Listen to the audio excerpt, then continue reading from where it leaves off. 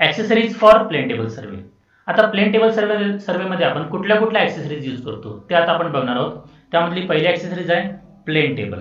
हा जो काही तुम्हाला टेबल दिसतो ह्या टेबलला आपण काय म्हणणार आहे, प्लेन टेबल म्हणणार आहे. लक्षात येते. दुसरी ॲक्सेसरीज आहे ॲलिडेड. ह्याला आपण काय म्हणणार आहे, ॲलिडेड म्हणणार आहे. मग अशी आपण जी पहिला इमेज बघितली होती त्यामध्ये पण मी तुम्हाला ॲलिडेड दाखवला होता.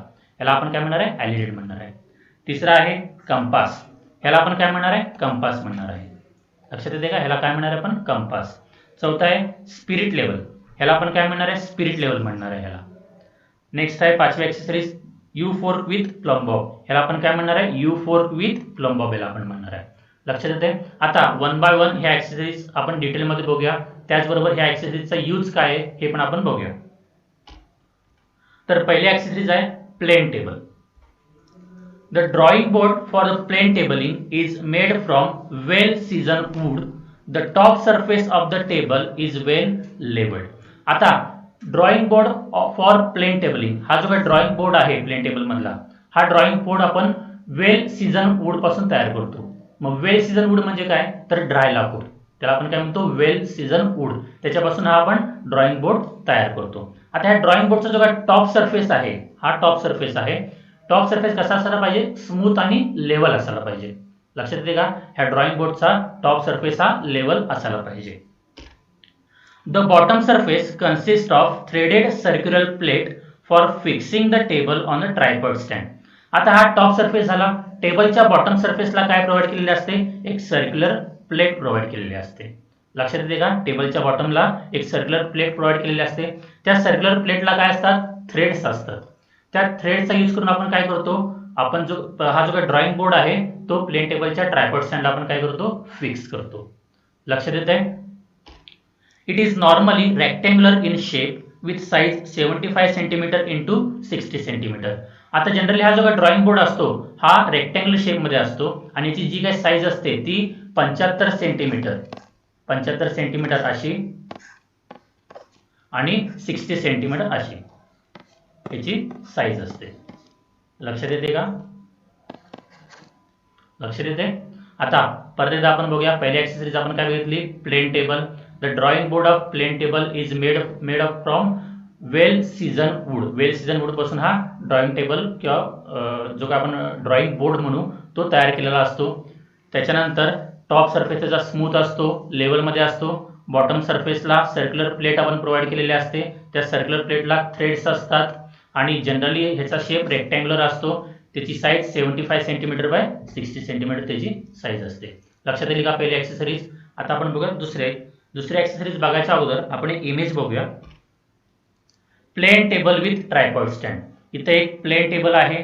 हा प्लेन टेबल ट्रायपॉड स्टँडला काय केलेला आहे, फिक्स केलेला आहे. जनरली ट्रायपॉड स्टँडला 3 लेग असतात. किती लेग असतात, 3 लेग असतात. आणि हा जो काय नट आहे ह्या नटला आपण काय म्हणतो, विंग नट म्हणतो. लक्षात येते, ह्या नटला आपण काय म्हणतो, विंग नट म्हणतो. ह्या विंग नटचा यूज करून आपण काय करतो, हा प्लेन टेबल ट्रायपॉड स्टँडला फिक्स करतो. लक्षात येते का, प्लेन टेबल विथ ट्रायपॉड स्टँडच्या ह्या इमेजेस आहेत. जी सेकंड ॲक्सेसरीज आहे ती आहे alidade. The alidade is useful for bisect the object and draw the ray.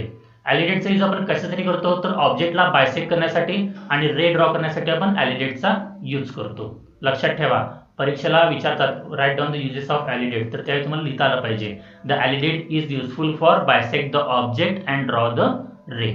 लक्षात येते. ओरला पण विचारतात ॲलिडेडचा यूज काय आहे, तर त्यावेळी तुम्हाला ॲलिडेडचा यूज सांगता यायला पाहिजे. There are 2 types of alidade, plain alidade आणि टेलिस्कोपिक ॲलिडेड. ॲलिडेडचे पण 2 टाइप्स आहेत. एक आहे प्लेन ॲलिडेड, दुसरा आहे टेलिस्कोपिक ॲलिडेड. ते आता आपण बघूया. फर्स्ट आहे प्लेन ॲलिडेड. आता प्लेन ॲलिडेडमध्ये जो महत्त्वाचा पॉईंट आहे तो आहे लाईन ऑफ साईट. प्लेन ॲलिडेडची लाईन ऑफ साईट कशी असते, हॉरिझॉन्टल असते. बरोबर कशी असते, हॉरिझॉन्टल असते. म्हणजे काय, हॉरिझॉन्टल प्लेन मधलेच ऑब्जेक्ट आपण काय करू शकतो, बायसेक्ट करू शकतो प्लेन ॲलिडेडमधून. लक्षात येते का. It is generally consist of a metal or wooden ruler of length about 50 centimeter. आता प्लेन ॲलिडेड ही एक लाकडाची किंवा स्टीलची पट्टी असते. त्या पट्टीची लेंथ किती असते, 50 सेंटीमीटर त्या पट्टीची लेंथ असते. One of its edge is bevelled and is known as a fiducial edge. त्याचा एक एज बिवेल्ड असतो. बिवेल्ड म्हणजे काय, तर एका एजला स्लोप प्रोव्हाइड केलेला असतो. त्याला आपण काय म्हणतो, बिवेल्ड एज म्हणतो, किंवा त्याला दुसरं नाव काय, फिड्युशियल एज त्याला दुसरं नाव आहे. लक्षात येते, एका एंडला काय असतो, स्लोप प्रोव्हाइड केलेला असतो, त्यामुळे त्याला आपण बिवेल्ड एज म्हणतो. त्याला दुसरं नाव काय, फिड्युशियल एज त्याला दुसरं नाव आहे. With 2 vertical vanes at the end. Plain एलिडेटच्या एंडला काय असतात, 2 वर्टिकल वेन्स असतात. ही एक वेन आहे आणि ही एक वेन आहे, अशा 2 वर्टिकल वेन्स असतात. One is known as an object vein and it carries a horsehair. One is known as the object vein and it carries a horsehair. एका वेनला आपण काय म्हणतो, ऑब्जेक्ट वेन म्हणतो, आणि ह्या ऑब्जेक्ट वेनला काय असते, इथं एक हॉर्स हेअर प्रोव्हाइड केलेली असते. And the other is called as a side Wien and it is provided with a narrow slit. आणि जी दुसरी वेन आहे त्याला आपण काय म्हणतो, साइड वेन म्हणतो. साइड वेनला आपण एक नॅरो स्लिट आपण प्रोव्हाइड केलेली असते. स्लिट म्हणजे खाच असते प्रोव्हाइड केलेली. लक्षात येते का. आता आपण काय बघितलं, प्लेन एलिडेट आपण बघितला. प्लेन एलिडेट मध्ये सगळ्यात महत्वाचा पॉईंट कुठला आहे, तर लाईन ऑफ साइट. ज्यावेळी आपल्याला आपला ऑब्जेक्ट किंवा आपल्याला एखादा ऑब्जेक्ट हॉरिझॉन्टल प्लेन मध्ये जर बायसेक्ट करायचा असेल तर आपण प्लेन एलिडेटचा आपण यूज करतो. प्लेन एलिडेट म्हणजे काय, ही एक लाकडाची किंवा स्टीलची पट्टी आहे. त्याची लेंथ ही 50 सेंटीमीटर असते. त्याच्या एंडला 2 वेन्स असतात. एक असतो ऑब्जेक्ट वेन, दुसरा आहे साइट वेन. ऑब्जेक्ट वेनला आपण हॉर्स हेअर प्रोव्हाइड केलेले असते आणि साइट वेनला आपण एक नॅरो स्लिट आपण प्रोव्हाइड केलेली असते. लक्षात येते का, कळालं का प्लेन एलिडेट.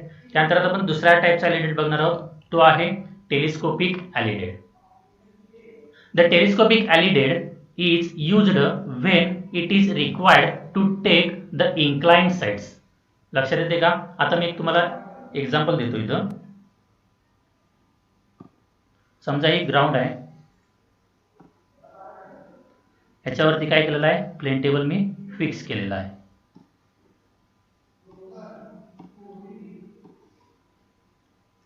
लक्षात येते. त्यानंतर आता जर मी समजा इथं प्लेन एलिडेट जर समजा यूज केला तर त्याची लाईन ऑफ साइट कुठपर्यंत असणार आहे, त्याची लाईन ऑफ साइट हॉरिझॉन्टल झाली, बरोबर आहे. पण जर समजा माझा ऑब्जेक्ट जर हायर लेवलला असेल इथं, तर त्या केसमध्ये मला इन्क्लाइंड लाईन ऑफ साइट झाली. माझी लाईन ऑफ साइट कशी झाली, इन्क्लाइंड झाली त्या केसमध्ये, बरोबर आहे. मग मला ज्यावेळी इन्क्लाइंड लाईन ऑफ साइट जर मला घ्यायची असेल किंवा माझी लाईन ऑफ साइट इन्क्लाइंड असेल तर त्या केसमध्ये मी टेलिस्कोपिक एलिडेटचा काय करणार आहे, मी यूज करणार आहे. लक्षात येते का. ज्या लाईन ऑफ साइट ही इन्क्लाइंड असेल त्यावेळी मी टेलिस्कोपिक एलिडेटचा मी यूज करणार आहे. लक्षात आलं. प्लेन एलिडेटचा आपण यूज केव्हा करणार आहे, ज्यावेळी line of sight he horizontal असेल त्यावेळी, आणि टेलिस्कोपिक एलिडेटचा यूज आपण केव्हा करणार आहे, ज्यावेळी लाईन ऑफ साइट ही इन्क्लाइंड असेल त्यावेळी करणार आहे. लक्षात येते. This type of alidade has no vanes at the end. आता ह्या एलिडेटला एंडला 2 वेन्स नाही आहेत. प्लेन एलिडेटला काय होतं, एंडला 2 वेन्स होत्या, पण ह्या टाइपच्या एलिडेटला वेन्स ह्या नाही आहेत. It is essentially consist of a small telescope to sight the object. मग याच्यामध्ये वेन्स नाहीत, मग याच्यामध्ये काय आहे, तर याच्यामध्ये आपण टेलिस्कोप प्रोव्हाइड केलेला आहे. लक्षात येते. ह्याच्यामध्ये आपण काय प्रोव्हाइड केलेला आहे, टेलिस्कोप आपण प्रोव्हाइड केलेला आहे. It gives the higher accuracy and more range of sights. आता हा टेलिस्कोप प्रोव्हाइड केल्यामुळे आपल्याला फायदा काय झाला, तर आपण जी काय ॲक्युरेसी आपली आहे बायसेक्ट ऑब्जेक्ट करायची, ती ॲक्युरेसी आपली वाढली. त्याचबरोबर आपण लॉंग रेंजचे आपण ऑब्जेक्ट पण काय करू शकतो, इझिली याच्यामधून बायसेक्ट करू शकतो. लक्षात येते का. हा झाला टेलिस्कोपिक एलिडेट. जे आपल्याला इन्क्लाइंड लाईन ऑफ साइट घ्यायची असेल त्यावेळी आपण टेलिस्कोपिक एलिडेटचा यूज करणार आहे. त्याचबरोबर ह्या एलिडेटमध्ये 2 साईडला वेन्स नसतात. ह्या एलिडेटला काय प्रोव्हाइड केलेला असतो, टेलिस्कोप प्रोव्हाइड केलेला असतो, आणि टेलिस्कोप प्रोव्हाइड केल्यामुळे आपली ॲक्युरेसी काय होते, हाय ॲक्युरेसी आपण अचीव्ह करू शकतो. त्याचबरोबर आपण हाय रेंजचे जे काय ऑब्जेक्ट आहेत ते पण आपण काय करू शकतो, बायसेक्ट इझिली करू शकतो. त्यानंतर नेक्स्ट ॲक्सेसरीज आहे कंपास. आता कंपास हा शब्द तुम्ही बेसिक सर्वेमध्ये ऐकलेला आहे. बेसिक सर्वेमध्ये तुम्ही जो कंपास हा शब्द ऐकला आहे तो प्रिझमॅटिक कंपास या नावाने ऐकलेला आहे. त्यामध्ये तुम्ही काय करत होता, तर एखाद्या लाईनचं तुम्ही बेरिंग मोजत होता. पण आपल्याला प्लेन टेबलमध्ये ज्यावेळी आपण कंपासचा यूज करणार आहे तेव्हा आपण मार्क लाईन ड्रॉ करण्यासाठी आपण एक मिनिट सर. आता तिसरी ॲक्सेसरीज आहे कंपास. आता कंपास हा शब्द तुम्ही बेसिक सर्वेला ऐकलेला आहे. बेसिक सर्वेमध्ये तुम्ही कंपासचा यूज कशासाठी करत होता, तर बेरिंग मोजण्यासाठी तुम्ही कंपासचा यूज करत होता. पण प्लेन टेबलमध्ये आपल्याला कंपासचा यूज कशासाठी करायचा आहे, तर नॉर्थ लाईन ड्रॉ करण्यासाठी आपल्याला प्लेन टेबलमध्ये कंपासचा यूज करायचा आहे. लक्षात दे. कंपासचे परत दोन टाइप्स आहेत, एक आहे ट्रफ कंपास, दुसरा आहे सर्क्युलर बॉक्स कंपास. ते पण आता आपण डिटेलमध्ये बघूया. फर्स्ट आहे trough compass. The trough compass is required for drawing the line showing the magnetic north on the paper. मी मागाशी सांगितल्याप्रमाणे कंपासचा यूज आपण प्लेन टेबल सर्वे मध्ये कशासाठी करणार आहे, तर नॉर्थ लाईन ड्रॉ करण्यासाठी, आपल्या शीटवरती नॉर्थ लाईन ड्रॉ करण्यासाठी आपण कंपासचा यूज करणार आहे. लक्षात येते? The trough compass is a rectangular box made up of a non-magnetic metal containing a magnetic needle pivoted at the center. आता ट्रफ कंपास जो असतो तो एक रेक्टँग्युलर बॉक्स असतो. त्या रेक्टँग्युलर बॉक्सच्या सेंटरला आपण काय केलेले असते, मॅग्नेटिक निडल पायवोट केलेली असते. लक्षात येते? आता हा जो काय रेक्टँग्युलर बॉक्स आहे हा कशापासून बनलेला असतो, तर नॉन मॅग्नेटिक मेटल पासून हा रेक्टँग्युलर बॉक्स बनलेला असतो. लक्षात येते? When the freely suspended needle shows 0 degree at each end, a line is drawn on the drawing paper which represents the magnetic north. ज्यावेळी ही निडल आपण काय करतो, फ्रीली सस्पेंड करतो. फ्रीली सस्पेंड केल्यानंतर ही निडल इथे एक 0 मार्क असतो आणि इथे एक 0 मार्क असतो. ज्यावेळी ही निडल 0 मार्कला कोइन्साइड होईल, दोन्ही साईडला, या साईडला पण 0 मार्कला आणि ह्या साईडला पण 0 मार्कला ज्यावेळी निडल कोइन्साइड होईल त्यावेळी आपण काय करतो, आपल्या शीटवरती नॉर्थ लाईन आपण ड्रॉ करतो. लक्षात येते का? लक्षात आलं? ट्रफ कंपासचा यूज आपण कशासाठी करतो, तर नॉर्थ लाईन आपल्या शीटवरती ड्रॉ करण्यासाठी आपण ट्रफ कंपासचा यूज करतो. ट्रफ कंपास एक रेक्टँग्युलर बॉक्समध्ये फिट केलेला असतो. तो रेक्टँग्युलर बॉक्स नॉन मॅग्नेटिक मेटलपासून तयार केलेला असतो. त्याच्या सेंटरला आपण निडल एक प्रोव्हाइड केलेली असते. ज्यावेळी निडल 0 कोइन्साइड होईल दोन्ही साईडला त्यावेळी आपण शीटवरती आपल्या नॉर्थ लाईन ड्रॉ करणार आहोत. लक्षात आलं? आता नेक्स्ट जे आहे ते आहे circular box compass. It carries a pivoted magnetic needle at the centre. ह्या कंपासला आपण काय असते, सेंटरला एक निडल आपण प्लेस केलेली असते. लक्षात येते? The circular box is fitted on a square base plate. हा जो काय सर्क्युलर बॉक्स कंपास आहे हा आपण एका स्क्वेअर बेस प्लेटला आपण काय केलेला आहे, फिटेड केलेला आहे. लक्षात येते? ह्या सर्क्युलर बॉक्स कंपासचा पण यूज आपण कशासाठी करणार आहे, तर नॉर्थ लाईन ड्रॉ करण्यासाठीच आपण ह्या सर्क्युलर बॉक्स कंपासचा पण यूज करणार आहे. लक्षात आलं का? कंपासचा यूज आपण प्लेन टेबल सर्वे मध्ये कशासाठी करतो, तर नॉर्थ लाईन ड्रॉ करण्यासाठी आपण कंपासचा यूज प्लेन टेबल सर्वे मध्ये करतो. त्याचे दोन टाइप्स आहेत, एक आहे ट्रफ कंपास, दुसरा आहे सर्क्युलर बॉक्स कंपास. एक्झाम मध्ये कधी कधी विचारतात, write down the uses of circular box compass or trough compass, तर त्यावेळी तुम्हाला त्याचे युजेस तिथं लिहिता आले पाहिजे. कधी कधी ओरलला पण विचारतात, ह्याच्यामध्ये ट्रफ कंपासचा यूज तुम्ही काय करणार आहे, सर्क्युलर बॉक्स कंपासचा यूज तुम्ही काय करणार आहे, तर तुम्हाला त्याचं आन्सर देता आलं पाहिजे. लक्षात येते का? तर आता आपण नेक्स्ट एक्सरसाइज बघतो, ती आहे स्पिरिट लेवल.